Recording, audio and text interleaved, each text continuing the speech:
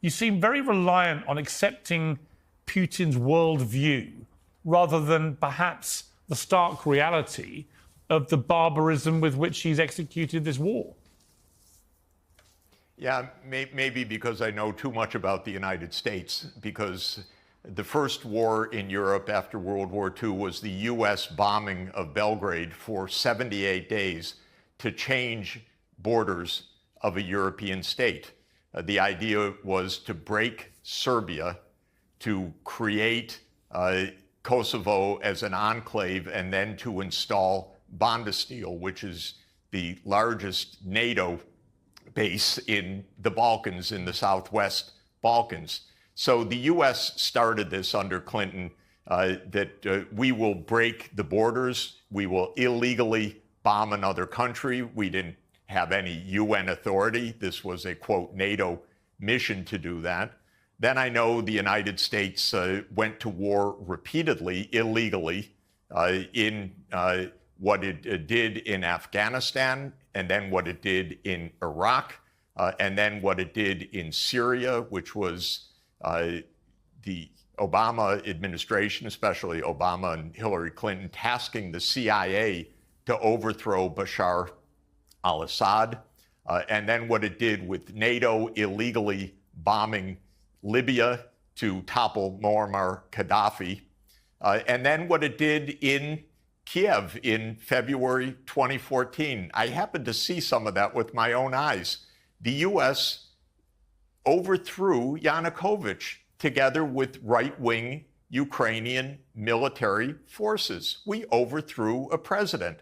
And what's interesting, by the way, is we overthrew Yanukovych the day after the European Union representatives had reached an agreement with Yanukovych to have early elections, a government of national unity, and a stand-down of both sides. That was agreed. The next thing that happens is the opposition, quote unquote, says we don't agree. They stormed the government buildings and they deposed Yanukovych. And within hours, the United States says, yes, we support the new government. It didn't say, oh, we had an agreement. That's unconstitutional what you did. So we overthrew a government, contrary to a promise that the European Union had made. And by the way, Russia, the United States, and the EU were parties to that agreement. And the United States, an hour afterwards, backed the coup. Okay, so everyone's got a little bit to answer for. In 2015, the Russians did not say, we want the Donbass back. They said peace should come through negotiations, and negotiations between the ethnic Russians in the east of Ukraine and this new regime in Kiev led to the Minsk II agreement. The Minsk II agreement was voted by the UN Security Council unanimously. It was signed by the government of Ukraine. It was guaranteed explicitly by Germany and France. And you know what? And it's been explained to me in person.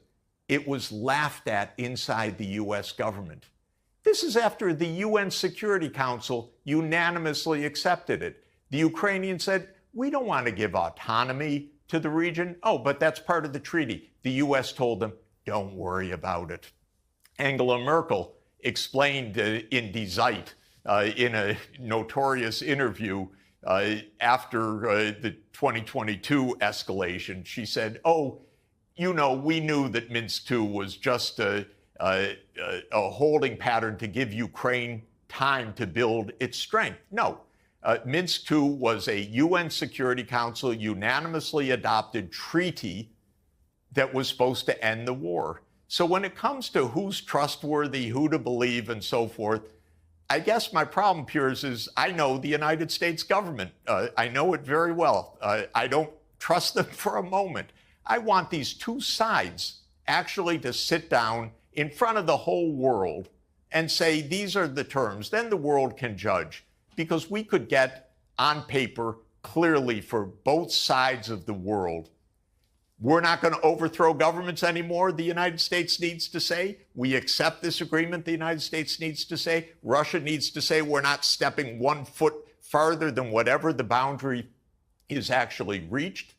And NATO's not going to enlarge. And let's put it for the whole world to see. You know, once in a while, treaties actually hold.